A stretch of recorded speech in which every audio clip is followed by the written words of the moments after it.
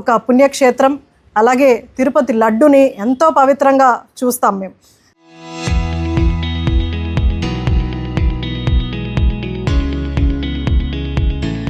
అలాగే ఒక తిరుపతి వాస్తవ్యులే కాకుండా ఆంధ్ర రాష్ట్రమే కాకుండా ఏ రాష్ట్రమైనా కూడా తిరుమల దేవస్థానం అన్నా తిరుమల పుణ్యక్షేత్రం అన్నా ఎంతో పవిత్రంగా చూస్తూ ఈరోజు ఒక దర్శనం దొరికితే చాలు, స్వామివారిని ఒక్కసారి దర్శించుకుంటే చాలు అని అన్ని రాష్ట్రాల వారు ఎంతో ఎదురు చూస్తుంది మనందరికీ కూడా తెలుసు. మనందరిలో లడ్డుని ఒక ప్రసాదం లాగా అది ఒకటి దొరికితే చాలు లేదా కొంచెం దొరికితే చాలు ప్రసాదం అని ఎంతోమంది ఎదురు చూస్తున్నారు. ఈ లడ్డుని కల్తీ చేసి, అంటే ఒక్క చుక్క కూడా పాలు లేకుండా వేరే రసాయనాలు కలిపి కల్తీ నెయ్యిని చేసి వీళ్ళు లడ్డులో అటు స్వామివారికి అందిస్తూ అలాగే భక్తులకు అందిస్తూ ఎంత పవిత్రతని ఎంత నాశనం చేశారో, ఎంత అన్యాయం చేశారో మనందరం కూడా చూస్తున్నాం. గతంలో ప్రతిపక్షంలో ఉన్నప్పుడు మనము ఈ అనుమానాన్ని రైజ్ చేయడం జరిగింది. లడ్డులో కల్తీ జరుగుతుందని మనం ఒక అనుమానాన్ని రైజ్ చేయడం జరిగింది. అది ఈరోజు అక్షర సత్యమని సుప్రీంకోర్టు రసాయనాలతో ఒక్క చుక్క పాలు లేకుండా రసాయనాలతో ఈ లడ్డుని తయారు చేస్తున్నారని సుప్రీంకోర్టు తేల్చడం జరిగింది. ముఖ్యంగా హిందూయిజం అంటేనే తెలియని ఒక జగన్మోహన్ రెడ్డి ఈరోజు కల్తీ చేయడంలో ఆశ్చర్యం లేకపోవచ్చు. ఇంట్లో భాగంగా ఈరోజు పూర్తిగా కోట్లలో లడ్లుని వాళ్ళు ఇలాంటి రసాయనాలతో చేసినందుకు, ఇలాంటి కల్పన చేసినందుకు వాళ్ళని నిజంగా నోబెల్ కెమిస్ట్రీ అవార్డు ఇవ్వాల్సిందే. ఎందుకంటే పాలతోనే మనము నెయ్యిని తయారు చేసుకుంటే అలా కాకుండా కెమికల్స్తో తయారు చేయొచ్చు అని కూడా వీళ్ళు మనకు కొత్త కెమిస్ట్రీని కూడా మనకు చెప్పదలుచుకున్నారు.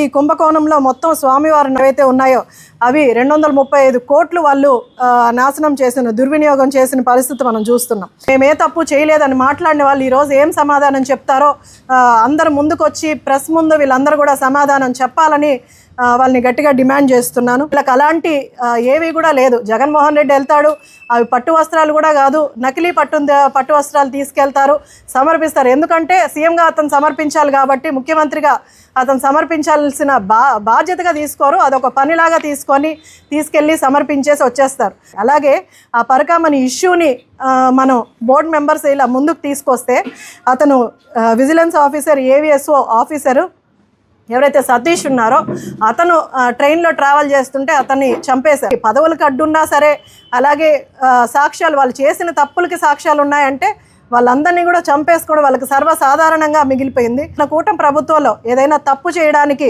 నాయకుడు భయపడాల్సిన పరిస్థితి.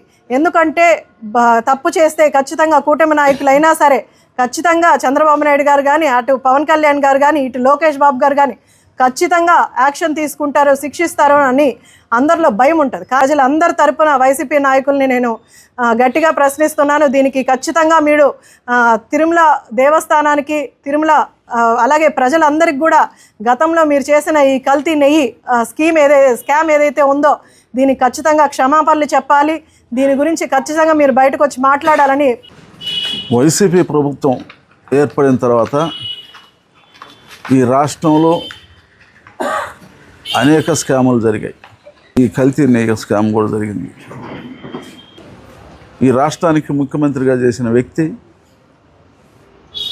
కల్తీ నెయ్యి విషయం అది చిన్న విషయమే, దాన్ని ఎందుకు సాగదీస్తుంటారని చెప్పని అంటాడు.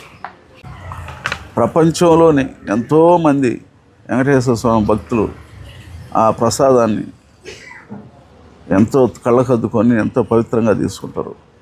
హిందూ మతం మీద, హిందూయిజం మీద వాళ్ళకి అపనమ్మకం ఎక్కువ. వైసీపీ పరిపాలన కొనసాగితే అది అంబేద్కర్ గారు రాసిన రాజ్యాంగాన్ని అమలుపరుచుకుంటా, రాజారెడ్డి రాజ్యాంగాన్ని అమలుపరిచిన దానివల్లే ఈ కార్యక్రమాలన్నీ కూడా జరిగాయి. ఒక ఛాన్స్ అని చెప్పిన రాష్ట్ర ప్రజల్ని ముంచేసిన ప్రభుత్వం వైసీపీ ప్రభుత్వం. ఎస్సీలని దమనకోత వహించాడు. ఎస్సీల ఓట్లతో గద్దెనెక్కి ఎస్సీలను హింసించేది ఆ పార్టీకి, వైసీపీ పార్టీకి ఆనవాయితీ అయిపోయింది. Local to global news at your fingertips. మీ చేతిలో ఒక ఆయుధం. Download Raw TV app. Media legend Ravi Prakash is back.